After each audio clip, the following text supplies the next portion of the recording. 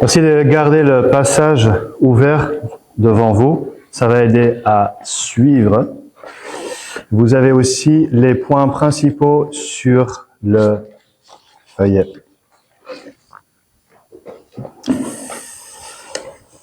Qu'est-ce qui a de la valeur pour vous? Vous prêtez un bic à quelqu'un qui vous ne le rend pas. C'est dommage, mais c'est pas trop grave. Les bics, ils sont tous pareils. Et on pourra facilement en trouver un autre. Ou encore ceci, vous partez en voyage, vous arrivez au bureau, à l'UNIF, à l'école, ben vous n'avez pas oublié le bic, mais votre banane pour la pause café. Dommage, mais on ne revient pas sur ses pas pour aller chercher la banane à la maison. Pour un jour, on peut se passer de la banane, on n'en a pas besoin aujourd'hui, ce sera pour demain. Ou bien, vous partez en voyage, mais vous vous rendez compte en route que vous avez oublié de mettre dans vos bagages vos chaussettes. Dommage, je pense que peu d'entre nous rentreront pour les chercher. Les chaussettes, c'est pas indispensable. On s'en occupera une fois arrivé à notre destination. Imaginez partir en voyage sans son passeport. Sans son passeport. Le passeport a plus de valeur, il est plus important que les bics, les bananes, les chaussettes. Sans passeport, vous ne passerez pas à la douane. Vous n'embarquerez pas au bord de l'avion. Il est tout simplement indispensable. Même si on a tout oublié, pire des cas. Tant qu'on a son passeport, on pourra voyager. Et le reste, on peut acheter, trouver sur place. Bref, je pense qu'on accorde de la valeur à ces choses que nous trouvons indispensables ou irremplaçables. Plus une chose est importante pour nous, plus elle a de la valeur pour nous. Plus nous ferons tout l'effort de ne pas perdre cette chose ou l'égarer. C'est une question de priorité, je pense. Ce qui est indispensable, irréplaçable, aura de la valeur suprême. Et dans les chapitres 11 à 13 de l'évangile de Matthieu que nous lisons, Jésus a montré qu'il est le roi d'un royaume. Il nous appelle à faire partie de ce royaume. Et dans le passage de la semaine passée, Jésus a expliqué que le royaume peut paraître insignifiant, tout petit, peu visible au début. Rappelez-vous la toute petite graine de moutarde. Mais on a vu que le royaume est en train de grandir. Et cela au milieu d'un monde où le mal se répand aussi. La semence de la parole de Dieu est semée partout. Parfois, elle tombe dans une bonne terre. Elle porte des fruits quand des personnes entendent et acceptent l'appel de venir à Jésus, qui offre le repos de l'âme. Et dans le passage que nous lisons ce matin, Jésus continue de parler en parabole. Et ces enseignements de ce matin servent à illustrer la valeur du royaume. Parce que la graine de moutarde a l'air insignifiante. Sauf pour celui qui a compris que cette petite graine deviendra un arbre. Le peu de levain semble pas nécessaire du tout. Ce qu'il faut vraiment en mettre dans mon pain, sauf pour la personne qui a compris que la pâte ne gonflera pas sans levain. Le passeport, c'est l'un des nombreux objets qu'on met dans ses bagages. Il peut paraître insignifiant, peu de valeur, sauf pour celui qui a compris qu'on ne voyage nulle part sans son passeport. Le passage que nous lisons ce matin, à Matthieu 13, nous posera cette question. Quelle est la valeur que nous accordons au royaume de Jésus? Quelle est l'importance que le royaume de Jésus doit avoir dans nos vies de tous les jours? Dans notre vie, le royaume de Jésus se situe à quel niveau? Est-ce que c'est le niveau des bics? Les religions, elles sont toutes pareilles. On pourra facilement en trouver un autre. Est-ce que c'est le niveau des bananes? Je peux me passer du royaume de Jésus aujourd'hui, pour le moment, je n'en ai pas besoin. Ce sera pour demain. Ou est-ce que c'est le niveau des chaussettes? Je m'en occuperai à l'avenir. C'est pas important maintenant. Plus tard. Ou est-ce que c'est le niveau du passeport? Tout simplement indispensable. Passons au premier point. Le royaume a une valeur suprême. Les versets 44 et 45. Donc dans ce chapitre, dans les prédications qu'on a eues, Jésus a expliqué à ses disciples le caractère de son royaume. Jésus dit dans ce passage que le royaume ressemble à un trésor et à une perle. Relisons les versets 44 et 45. Le royaume des cieux ressemble à un trésor caché dans un champ. L'homme qui l'a trouvé le cache et dans sa joie, il va vendre tout ce qu'il possède et il achète ce champ. Le royaume des cieux ressemble encore à un marchand qui cherche de belles perles. Lorsqu'il a trouvé une perle de grande valeur, il est allé vendre tout ce qu'il possédait, il a acheté. Un peu de contexte historique. À cette époque, il était courant de cacher de l'argent ou des biens dans le sol, parce que les banques telles que nous les connaissons n'existaient pas. Donc, si le propriétaire du terrain y meurt, ces objets de valeur vont rester dans le sol si personne ne sait qu'ils sont là. Et légalement, un trésor découvert par accident appartiendrait au propriétaire du terrain. Au propriétaire du terrain. Toutefois, si le propriétaire vendait sa terre, son champ, il vendrait également les objets de valeur éventuellement cachés dans son terrain. Le nouveau propriétaire, celui qui l'a acheté, serait donc légalement libre de déterrer et de prendre ses trésors. Et c'est le cas de notre homme ce matin, verset 44. Il a découvert un trésor dans un champ dont il n'est pas le propriétaire. Le trésor qu'il a trouvé l'a rempli de joie et il a compris que la valeur du trésor dépasse tout ce qu'il possède. Voilà pourquoi il vend tout ce qu'il possède pour avoir les moyens d'acheter ce champ où le trésor est caché. Les actions et les décisions de l'homme montrent donc la valeur suprême du trésor pour lui. Et la deuxième illustration renforce cette idée. Un marchand cherche de belles perles. À cette époque, les perles étaient super rares. La perle, c'était le superlatif d'un objet précieux, exceptionnel. Leur valeur dépassait même la valeur de l'argent et de l'or. Une perle. Et ce n'est pas juste une perle que le marchand trouve, c'est une belle perle. Est-ce que vous avez vu les parallèles avec l'homme du verset précédent? Notre marchand, lui aussi, vend tout ce qu'il possède pour acheter cette belle perle précieuse. Donc de nouveau, ces actions, ces décisions montrent la valeur suprême de cette belle perle pour lui. Jésus utilise donc ces deux illustrations pour enseigner que la valeur du royaume dépasse donc tout. Un royaume est défini par trois choses, ce sont des R et des P. Un royaume, c'est un roi qui règne sur son peuple dans son pays. Un royaume, c'est un roi qui règne sur son peuple dans son pays. Jésus est le roi des rois qui règne sur le peuple qu'il forme. Mais son royaume ne ressemble pas à un royaume terrestre, avec des limites géographiques.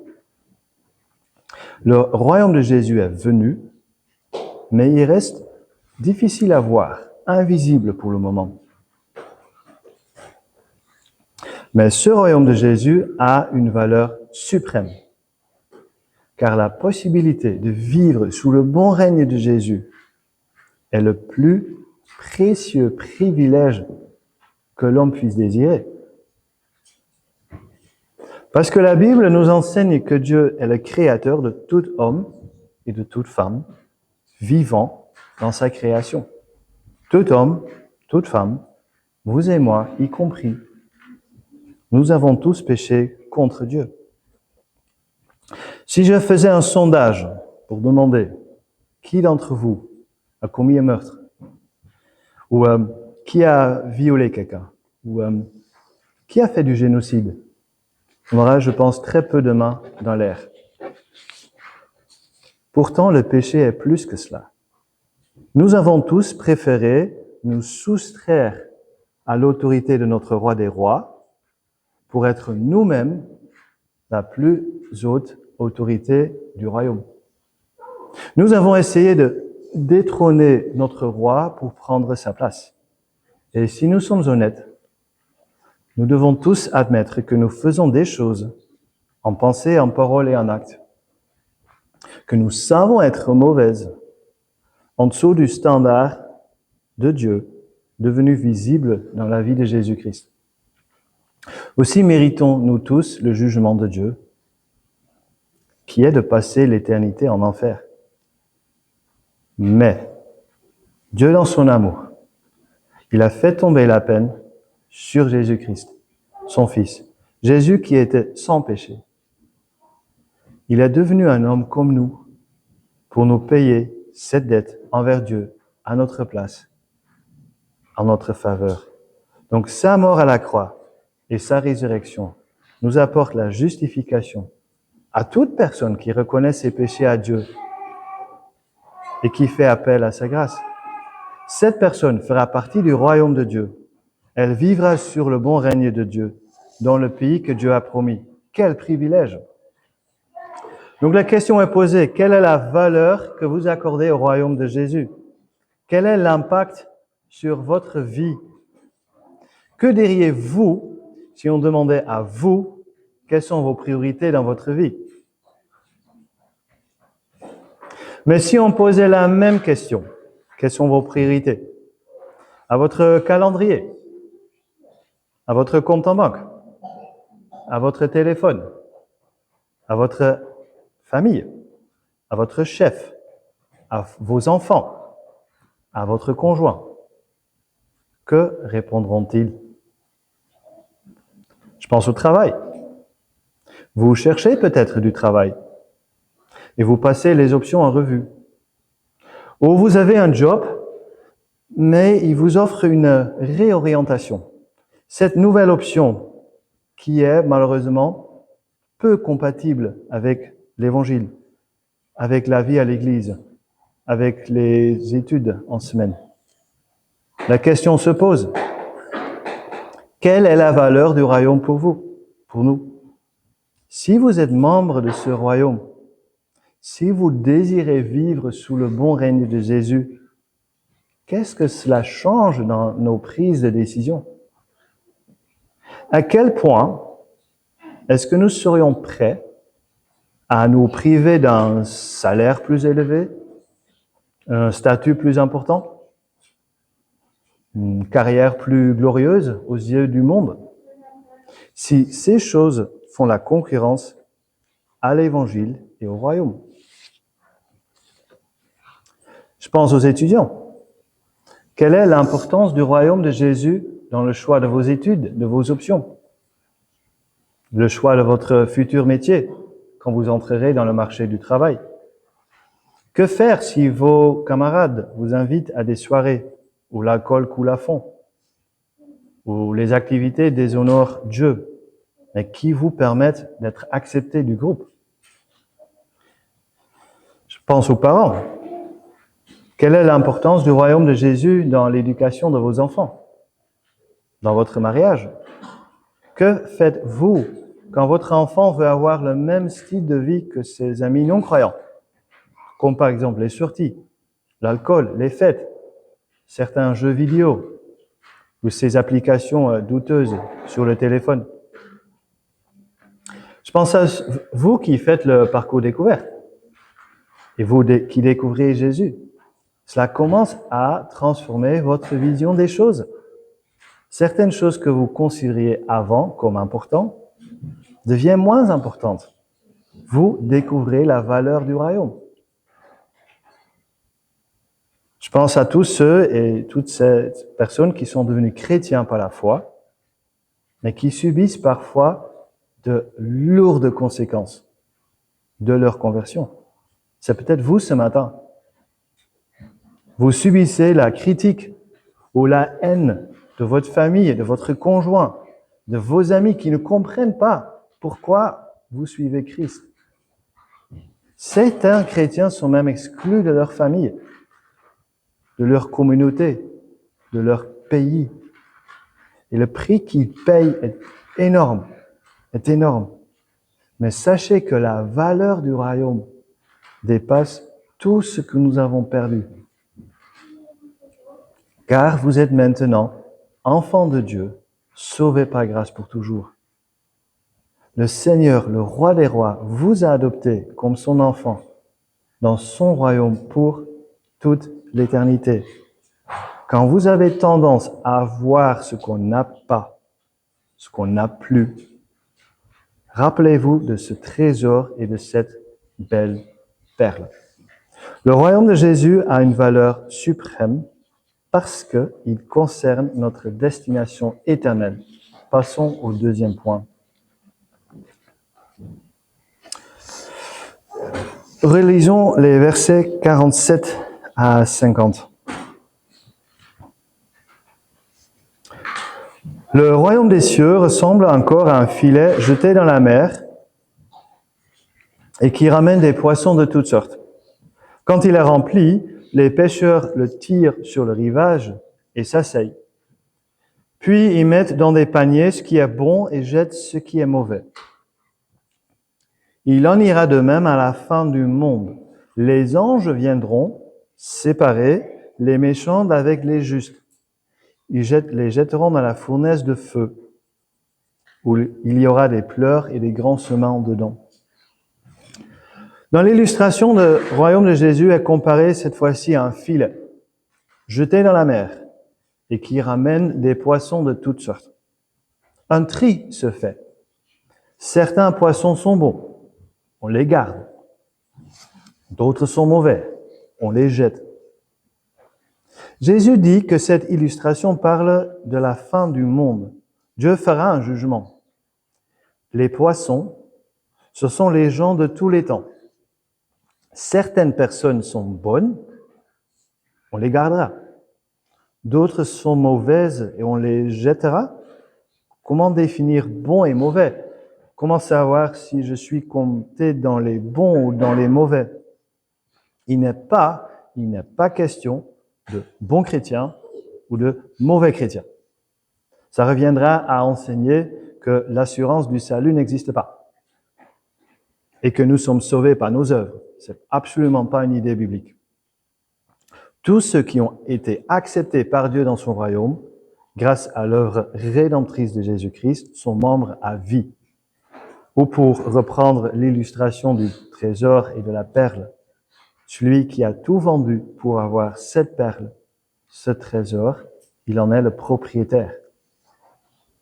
Il l'aura pour toujours. Les mauvais poissons sont ceux qui ont entendu l'invitation de se rejoindre au royaume, mais qui ne l'ont pas fait. Ceux qui ont trouvé ce trésor précieux dans le champ, cette belle perle au marché, mais qui n'ont fait aucune démarche pour l'avoir. On a vu dans les chapitres précédents les différentes réactions face à Jésus. Et ce choix a des conséquences éternelles. Notre époque est post-moderniste. Il dira que une chose qui est importante et vraie pour toi ne l'est pas forcément pour moi. Moi, ma tasse de café le matin est très importante pour moi, alors que d'autres ne boivent pas de café. C'est bon, il y a une liberté. Tout le monde n'aime pas les cafés. Mais ce n'est pas le cas du royaume de Jésus. Le royaume de Jésus a une valeur suprême, objective, car il concerne notre destination éternelle de nous tous. Nous avons vu plus tôt, sous le premier point, que nous méritons la colère de Dieu et son jugement, parce que nous sommes pécheurs. Toute personne qui ne demande pas d'être membre du royaume de Jésus, en faisant appel à sa grâce imméritée, il ne sera pas membre de son royaume. Celui qui ne fait pas les démarches nécessaires pour avoir ce trésor, cette perle, il ne l'aura pas. Celui qui entend l'appel de Jésus de venir à lui, mais qui refuse de le faire, il ne trouvera pas le repos de son âme. Et les conséquences sont dévastatrices. Cette personne, dit le passage, sera jetée dans la fournaise de feu, où il y aura des pleurs et des grincements dedans. On est loin de la joie que l'homme a eue en trouvant ce trésor, verset 44. Ce jugement n'est pas encore pour maintenant. Le tri se fera seulement quand le filet sera rempli. Et ce moment se situe encore à l'avenir. Tout comme nous l'avons vu avec le blé et les mauvaises herbes dans les versets 24 à 30 de ce chapitre. Ils poussent dans le même champ jusqu'au moment de la moisson. Quand le maître de la moisson demandera d'arracher la mauvaise herbe pour la brûler et d'amasser le blé dans son grenier. Donc, qui est la bonne personne? C'est celui qui a entendu l'appel de Jésus de venir à lui pour trouver le repos de son âme. Ce repos est gratuit et cher en même temps. Gratuit car il suffit de le demander par la foi en Jésus-Christ. Cher car Jésus a été tué sur une croix. Il a payé ce repos d'âme avec sa vie innocente pour pouvoir nous l'offrir. Donc, qu'en est-il de nous? Quelle est notre réaction face à Jésus? À qui ressemblez-vous dans la parabole du semeur? À celui qui a entendu l'évangile sans réagir? À celui qui est intéressé pendant un petit temps, mais la semence de la parole sèche, car le sol pierreux de notre cœur n'a pas beaucoup de terre. À celui qui entend la parole, mais les préoccupations de ce monde et l'attrait trompeur des richesses, c'est un peu comme des ronces qui étouffent cette parole. Ce passage vous exhorte alors à contempler la valeur suprême du royaume de Jésus, car il y va de votre vie. Demandez à quelqu'un ici présent s'il ne veut pas lire la Bible avec vous. Venez participer au parcours découverte pour voir ou revoir les bases de la foi. Venez nous en parler après le rassemblement, si vous le souhaitez.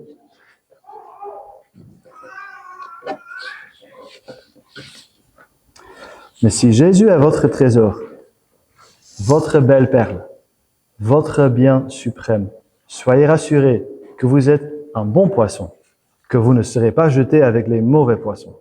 Si votre passeport dit « membre à vie du royaume de Jésus », déclaré juste par le sang de Christ, vous avez l'assurance du salut.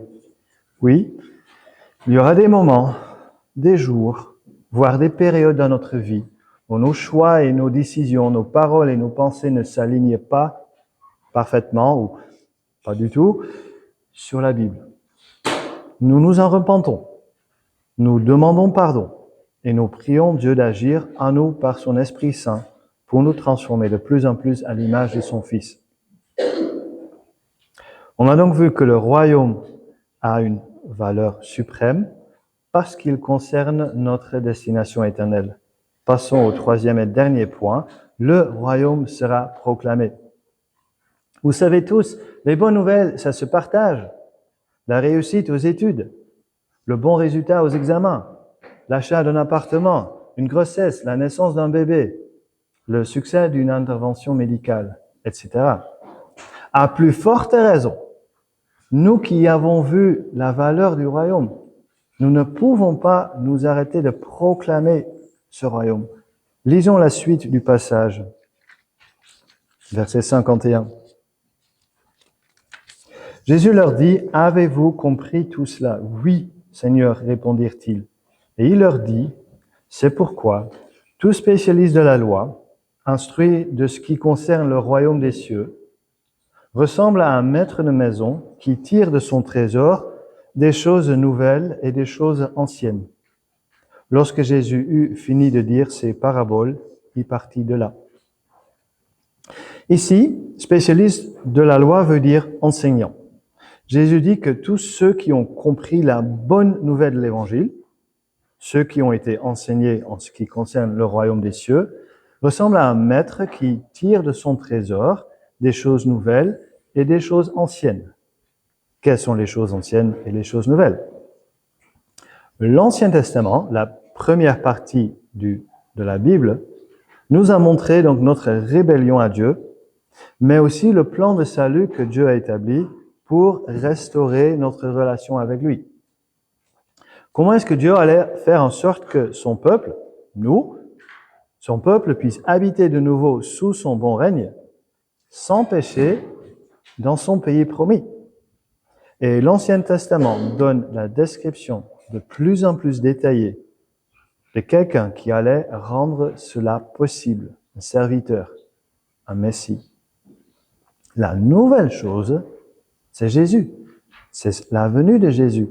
Quand Jésus vient sur terre, il confirme que c'est lui le Messie, lui qui correspond à ce signalement de l'Ancien Testament, des choses anciennes. Et c'est en lui que toutes les promesses de Dieu sont tenues. Jésus-Christ est le Fils de Dieu venu sur terre, celui qui est sans péché, mais qui a pris sur lui nos péchés, afin de subir le jugement de Dieu à notre place et en notre faveur. Donc grâce à lui, nous pouvons demander de devenir membres du royaume de Jésus, sans le mériter par nos œuvres.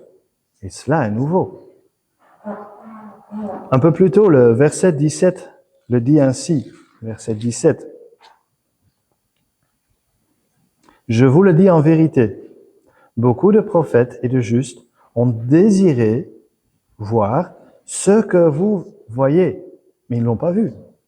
Entendre ce que vous entendez, mais eux, ils ne l'ont pas entendu. » Donc les disciples disent qu'ils ont compris l'enseignement dont eux, ils ont bénéficié. Même si, à ce stade de l'histoire, leurs connaissances sont encore limitées. Mais plus tard, ces mêmes disciples sont allés vers les nations pour proclamer cette bonne nouvelle de l'Évangile à toutes les nations. Le royaume qui avait l'air insignifiant et peu visible à l'époque de Matthieu a grandi énormément. Il continue de grandir de nos jours. On dit, quand le cœur est plein, la bouche déborde. Quand le cœur est plein, la bouche déborde. Il est impossible, je pense, de nous taire quand on a trouvé ce trésor, cette belle perle. Quand on a entendu cette belle nouvelle du royaume de Dieu. Impossible de garder cette bonne nouvelle pour soi si on l'a comprise. Le maître de la maison prend son trésor, il tire des choses anciennes et nouvelles. Il a envie de partager avec ceux qui demandent. Comment faire? Comment proclamer? Voici 5 petites pistes, 5 petits points. Je pense d'abord, premier point, mettre Christ sur la table. Mettre Christ sur la table.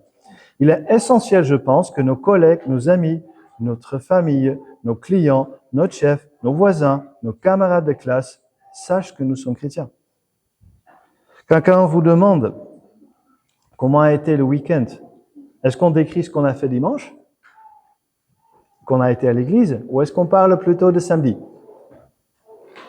Est-ce qu'on parle de ce que ce trésor représente pour nous et pour eux? Deuxième point, honorer Christ. Lorsque vous annoncez être chrétien, attendez-vous d'être jugé par les autres et travaillez alors d'une manière qui est digne de l'évangile. En soi, c'est pas de l'évangélisation. Mais on ne voudrait pas que le contenu de notre travail, la façon dont nous travaillons, faisons nos études, sape le contenu du message de l'évangile que nous partageons, au lieu de le renforcer. Mettre Christ sur la table, honorer Christ, mais aussi investir dans ses relations. Pour avoir une conversation sur l'Évangile, il faut d'abord avoir une conversation. Passer du temps avec les gens. Pourquoi pas manger ensemble pendant la pause? Serait-ce possible d'inviter des collègues pour un moment convivial qui permettra de parler de sujets plus profonds, voire d'aborder l'Évangile?